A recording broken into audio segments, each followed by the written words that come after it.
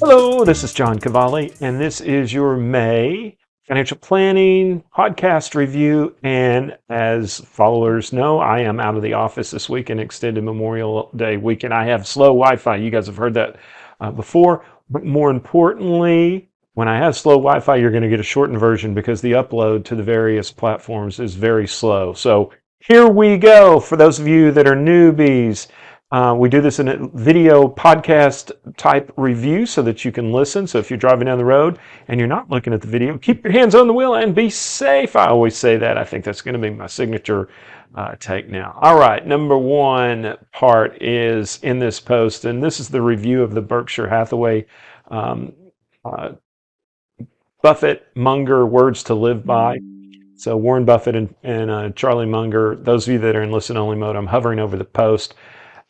Interestingly enough, this was a 7.5 hour meeting, and I sped on a road trip. I sped this up to 1.75 times speed, and while it made their voices sound a little bit funny, it went up. Of course, it finished in a little over 3 hours.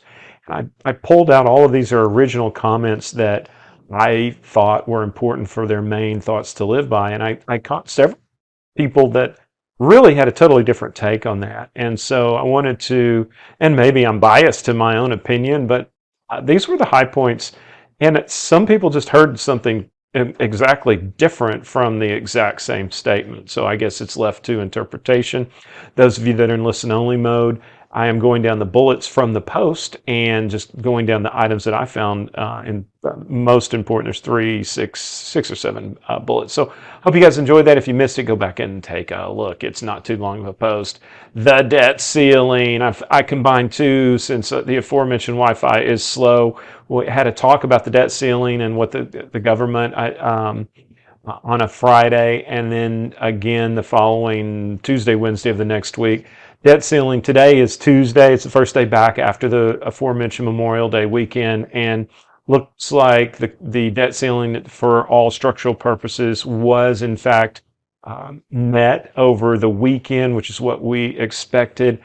I wanted to kind of interject here. After doing this for 3.5 decades, going on 36 years now, what we find is that we've learned our contacts to trust our contacts who give us really good information. And so when some of you guys had questions, what I was able to do is lean on our contacts and the information and the research that we get and pay for to give us clarity on that. So the debt ceiling was reached. Those of you that in listen only mode, I had one talk about it here and then another talk about it here.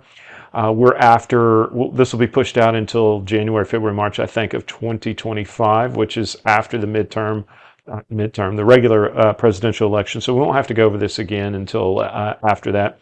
But once again, it was reached, and there was some anxiety that floated around the streets and from everyone. But I could go into a lot of more detail on where we could see it in the markets. It's kind of very interesting. Bonds kind of ticked up a little bit, and they reversed course.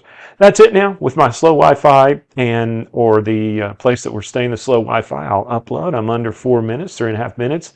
I want to thank you. I'm casual. As you can see, we're near a beach, so I didn't get too close to this fancy video recorder, or it might show a little bit of scrambliness. So have a good day, and we'll talk to you at the end of the month. Bye-bye.